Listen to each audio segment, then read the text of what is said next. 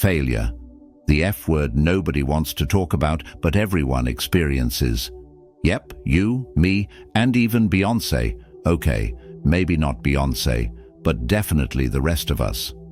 Today, I'm giving you real, raw, and maybe a little controversial ways to turn your failures into strengths. Warning, I might overshare some personal stuff, but hey, if my cringe can help you grow, it's worth it.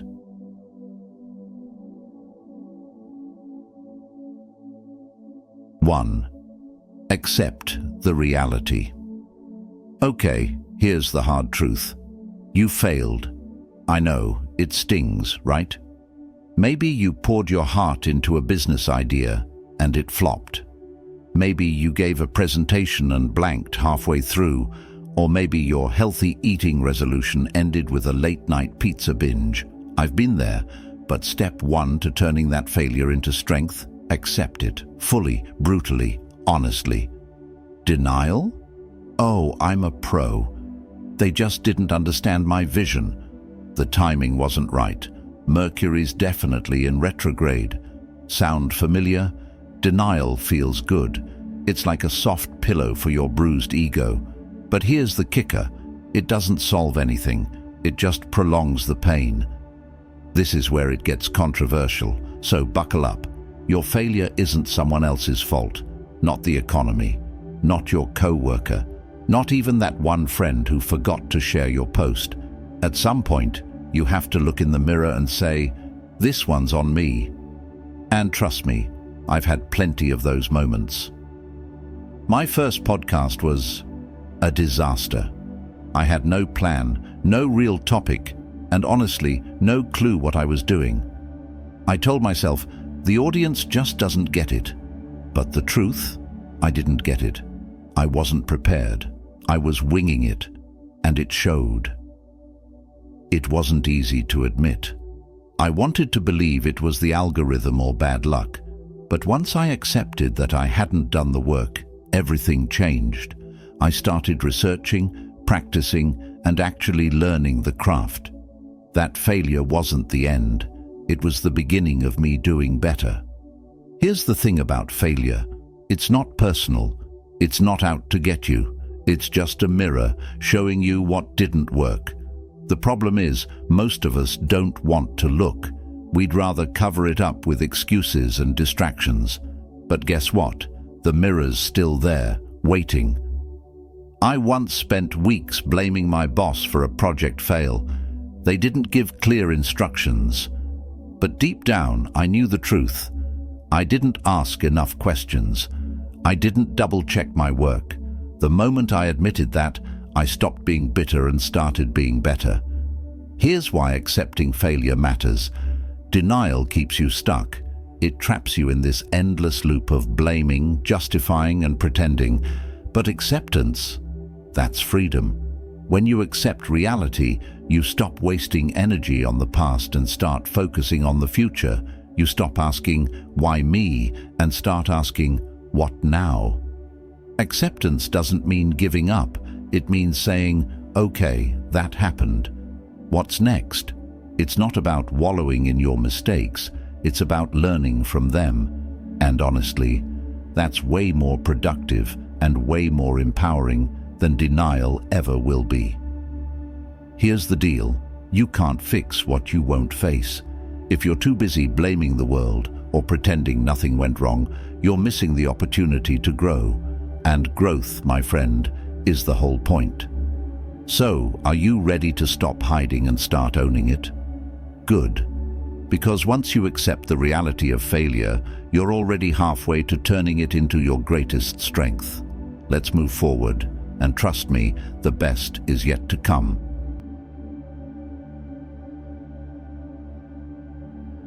2. Reframe failure as feedback. It's not rejection, it's redirection. Rejection. The gift no one asked for, but everyone receives. It's like a bad secret Santa exchange. You don't want it, but there it is, staring you in the face. So let's flip the script. What if failure isn't rejection? What if it's feedback? A big, flashing neon sign saying, Not this way, try another route. Here's the controversial part. Failure isn't a dead end unless you park your car and stay there.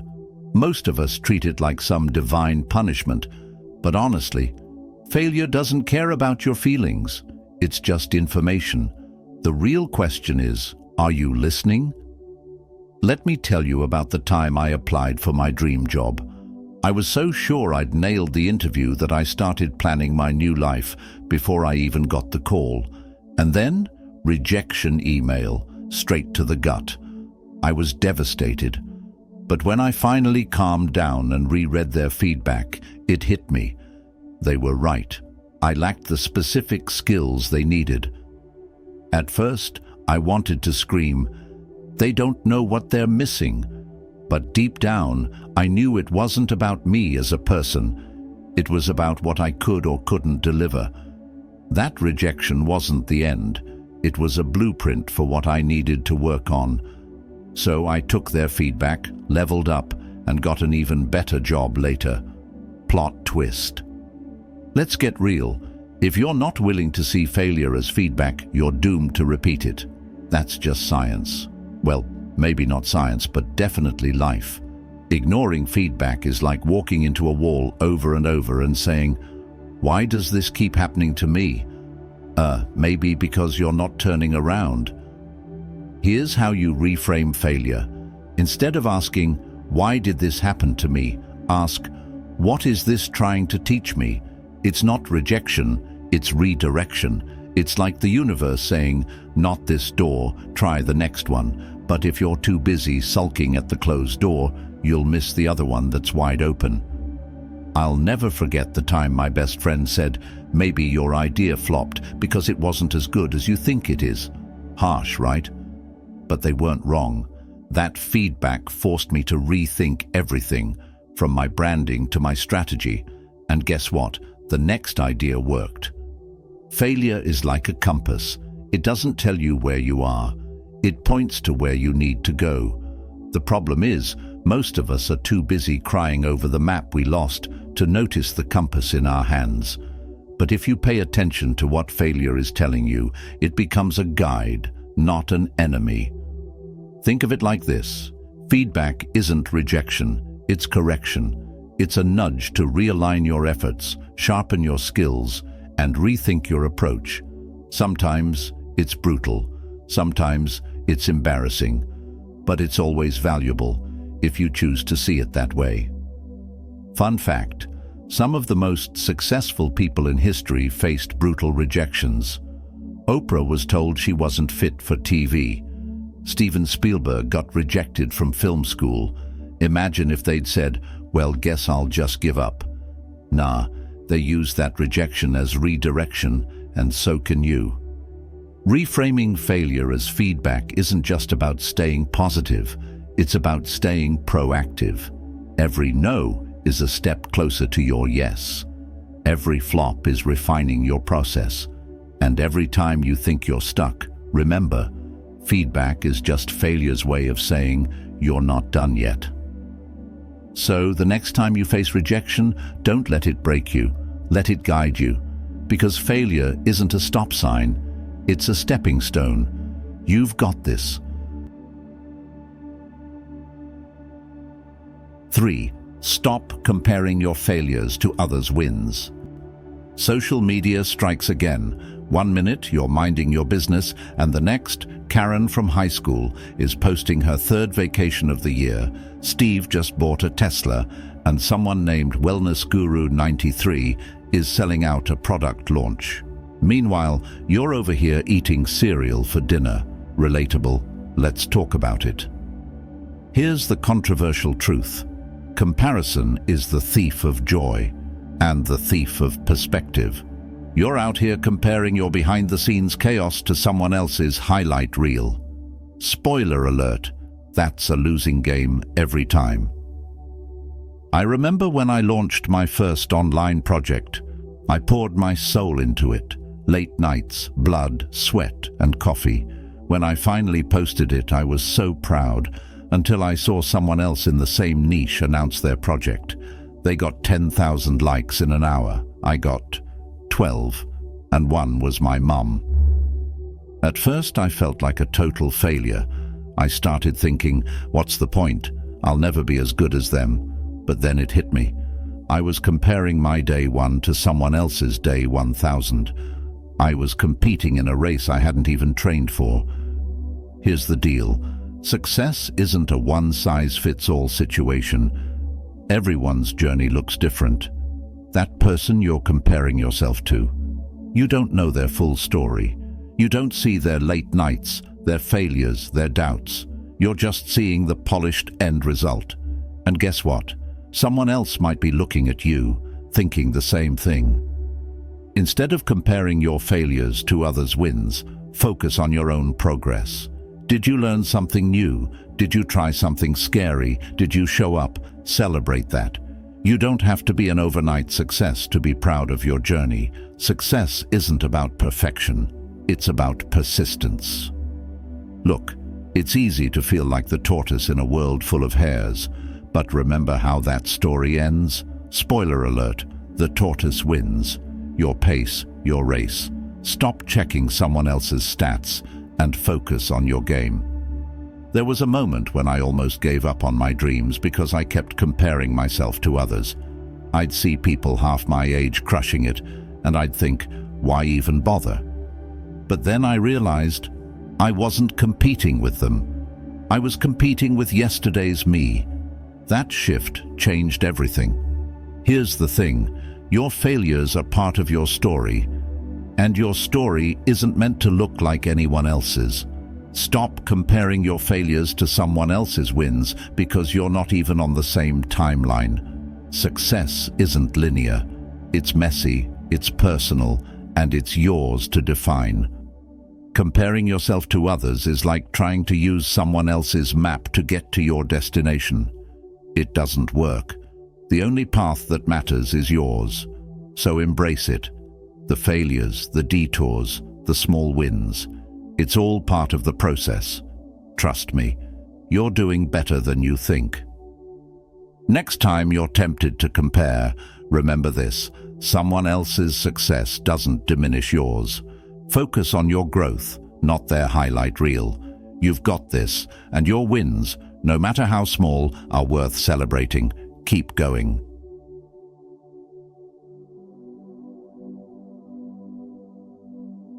Four, seek mentorship. You ever feel like you're drowning in advice? Everyone's got a hot take. Just hustle harder. Manifest it. Wake up at 5 a.m. and drink celery juice. Yeah, okay. But here's a real game changer. You don't have to figure it all out on your own. That's why mentorship exists. And yes, I'm about to ruffle some feathers with this one. Here's the controversial truth. Thinking you can do it all by yourself? That's not confidence. It's ego. And trust me, I've been there. I used to think asking for help was a sign of weakness, like admitting I didn't have it all together. Spoiler alert, none of us do. I'll never forget the first time I asked someone to mentor me. It was terrifying. I thought, why would they help me? What if I look stupid? But you know what? They said yes. And that one conversation changed everything. They pointed out blind spots I didn't even know I had and gave me a roadmap I didn't realize I needed. Here's the thing about mentors. They've already made the mistakes you're about to make. They've fallen into the potholes and found the detours. So why wouldn't you want to learn from them instead of reinventing the wheel and crashing it along the way? Oh, I don't need a mentor. I can figure it out myself. Okay, DIY king or queen, good luck with that. Let me know how it goes when you're stuck in the same place a year from now because you refuse to ask for help. After one particularly brutal failure, a pitch that went nowhere, I reached out to someone I admired in my industry. Their first question, did you research your audience? I hadn't. Rookie mistake. They walked me through their process and the next pitch.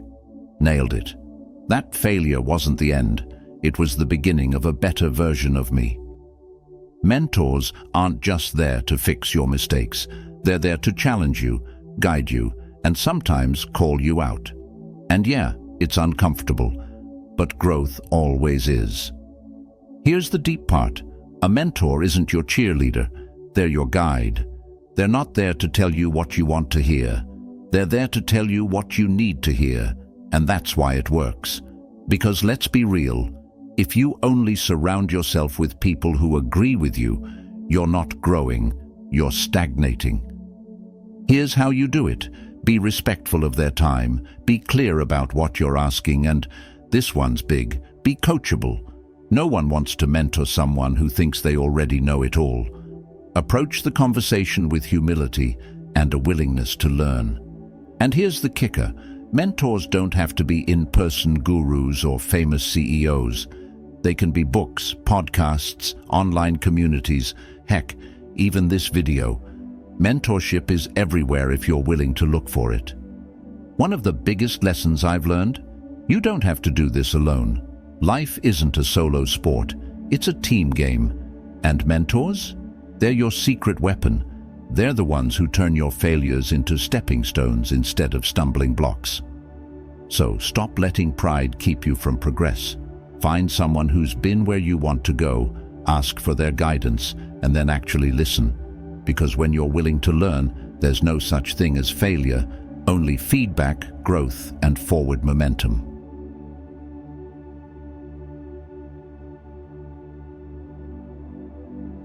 Five, stop worshipping perfection. Perfection, it's the myth we all love to believe in, like unicorns, mermaids, and free Wi-Fi that actually works.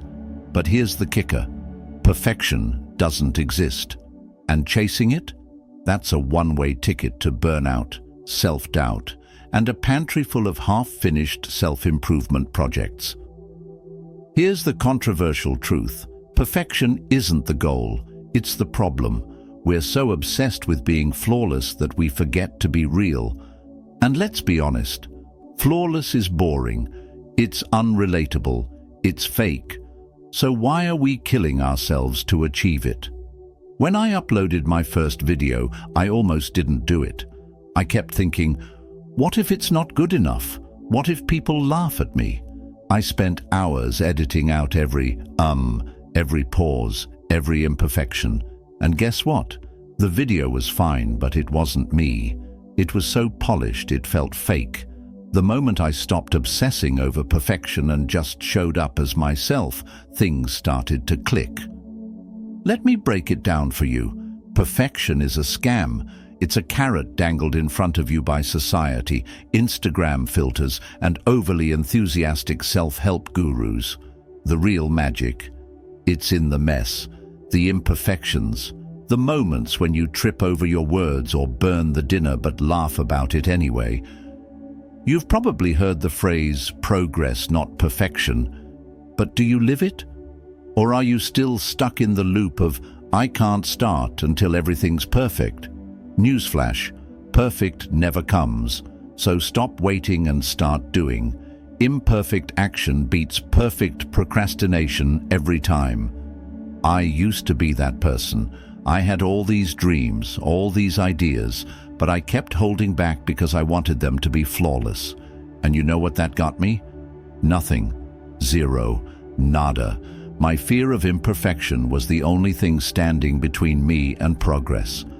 Perfectionism is just fear in a fancy outfit. It's the fear of being judged, of failing, of not measuring up. But here's the truth. People don't connect with perfection. They connect with authenticity. They connect with you, flaws and all. Some of my most popular moments? Total accidents, bloopers, misspellings, you name it. Turns out people love seeing the cracks because it reminds them that they're not alone. So why are we so scared to show them? Here's the thing. Life isn't about being perfect. It's about being brave. Brave enough to try, brave enough to fail, and brave enough to laugh at yourself along the way. Perfection doesn't inspire anyone but courage. That's a whole different story. And let's not forget, perfection is boring. Think about it. What's more interesting? A perfect, polished Instagram model or the friend who accidentally wore mismatched shoes to work and turned it into a hilarious story. Exactly. Imperfection is where the fun is. Here's what I've learned. The pursuit of perfection is just another way to avoid the work. It's an excuse to not start, not try, not risk. But guess what? The real growth, the real magic, it happens when you embrace the mess and keep going anyway. So let go of perfection. Let it crash and burn. Show up messy, human, and real. Because in the end, it's not about being flawless. It's about being fearless. Now go out there and make some beautifully imperfect magic.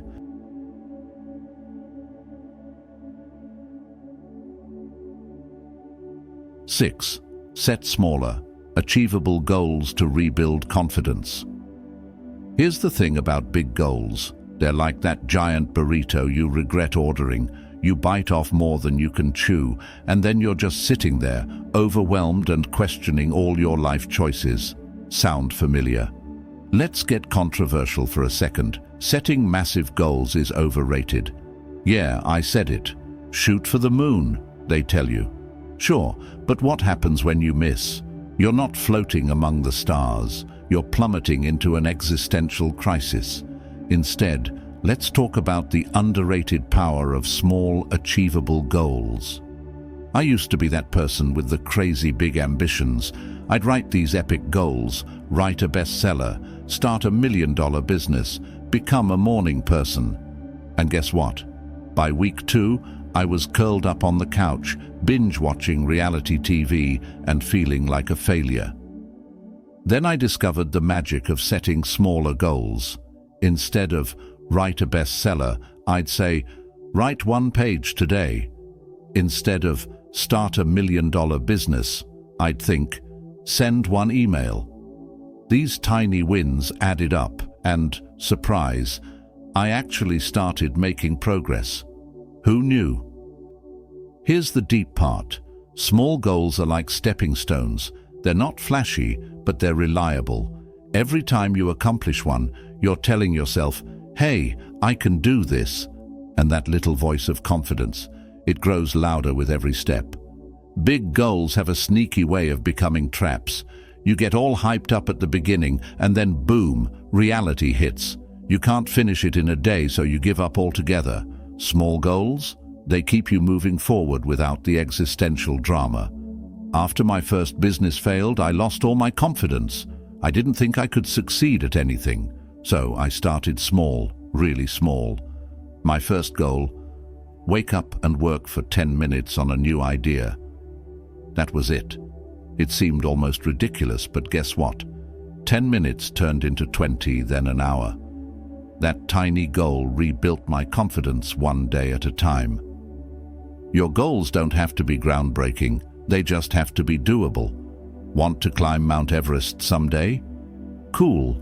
But for now, how about putting on your hiking boots and taking a walk around the block? Progress is progress. And here's the fun part. Celebrate those small wins like you just won an Oscar. You made your bed today? Clap for yourself. Sent that email? Take a victory lap. Each small win is proof that you're capable, and that's how you rebuild your confidence, step by step. The truth is, confidence isn't something you're born with. It's something you build, and it's not built in one grand moment of triumph. It's built brick by brick, through tiny, consistent actions. So stop waiting for perfection or some big breakthrough. Start small, and start now.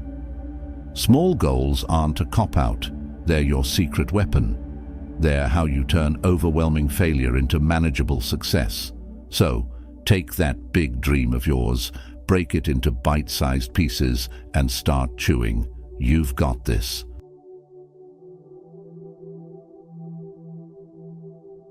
Seven, journal what went wrong. Journaling what went wrong. Oh yeah, because nothing screams fun Friday night like reliving your greatest hits of failure, right? But hear me out. This isn't about wallowing in misery. It's about unlocking the secret weapon every successful person swears by, self-awareness. Let me guess, you're thinking, journaling? Isn't that for teenage angst or people who live in cute cottages and sip herbal tea all day? Wrong. Journaling isn't just for poets and Pinterest moms. It's for anyone who's serious about turning failure into fuel. I'll never forget the time I bombed a job interview. I mean bombed. I got home, sat down and grabbed my journal. Not because I wanted to, but because I had to get the noise out of my head. At first it felt awkward, like I was writing a post-mortem for my own ego. But then something clicked. As I started writing, I noticed patterns. I wasn't prepared. I rambled. I didn't ask enough questions. Instead of just replaying the failure in my head like a bad highlight reel, I was dissecting it, figuring out why it went wrong. And that was the moment journaling stopped being cringe and started being game-changing. But isn't writing about failure just depressing? No, Karen, it's liberating. Writing down what went wrong isn't about beating yourself up. It's about taking control. You're not the victim of your failures. You're the investigator. And guess what? Investigators find solutions. Here's the cool part. When you journal, you start noticing growth. That thing you screwed up last year, you've gotten better. You're learning, evolving. It's like your journal becomes a time machine, showing you how far you've come. Oh, you don't have time to journal? Cool. Do you have time to keep repeating the same mistakes? Thought so. And you don't have to be Shakespeare, okay? This isn't about perfect prose. It's about honest reflection. Even if you write, "Today sucked because X, Y, Z," you're still doing the work. I feel like I'll never get it right. Why am I even trying? 2019 me was dramatic. But you know what's wild? Journaling through that failure helped me find clarity. It helped me see what I could control and what I couldn't. And spoiler, it wasn't as hopeless as it felt in the moment. Here's the controversial part. Journaling isn't just about what went wrong, it's about why. Maybe you procrastinated, maybe you weren't prepared, maybe you trusted the wrong person. Journaling helps you see the root of the problem so you can stop blaming bad luck and start making better choices. When you journal your failures, you're doing something brave. You're facing them head-on instead of running from them. You're saying, "I'm not afraid to look at this because I know I can learn from it." That's how you turn pain into power. Here's a tip. Don't just write about what went wrong. Write about what you're going to do differently next time. It's not about dwelling on failure. It's about transforming it into a roadmap for success. And trust me, that feels amazing. Journaling isn't about reliving your failures. It's about rewriting your narrative. So grab a pen, face the mess, and turn it into a masterpiece. Your future self will thank you. Now, go write your way to greatness.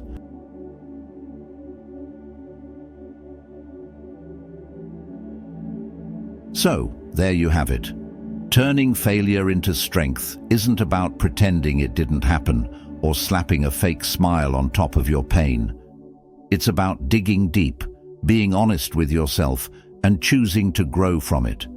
Whether you're journaling, setting smaller goals, or finally letting go of perfection, the power to bounce back, it's already in you.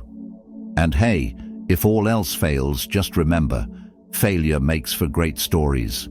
Someday, you'll be at a party saying, "Remember when I totally bombed that thing?" And everyone will laugh.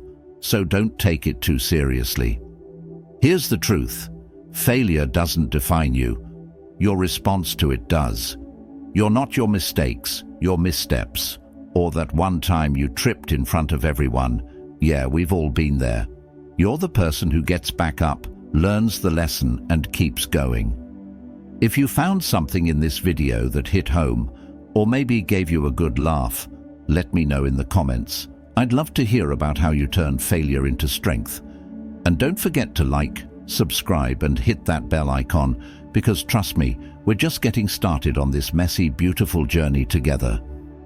Now go out there, embrace your beautifully imperfect self, and remember, if you're failing, you're trying.